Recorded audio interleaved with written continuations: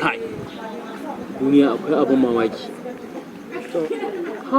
Me kuma ya faru, Umar? Kai, gwanki ka bari kawai. Je ina zo nan wata mata ta zo wucewa da ciki. Kawai sai na ji ɗanta na gaishe ni. Dan cikin yana gaishe ni. Wai ina kwana baba. In cikin ka? Dan cikin. Kawai matan nan fa tana jiya wai ai yana kama da ina kama da baban yaron ne. Shi yasa yake gaishe ni. Yanzu kana so ka ce ma wannan abun mamaki ne wannan? Ah, sosai ma. Ni da direban mu ya ɗauko mu daga Kaduna ya mutu. Ya mutu? Ba mu san ya mutu ba sai da muka zo gidan mai. A gidan man ma sai da muka zo za mu sha mai. Sannan aka tambaye na nawa za a sa. Kawai aka ga ya mutu. Wai har ma ya san dare? Wai? Shi direban mu. Direban?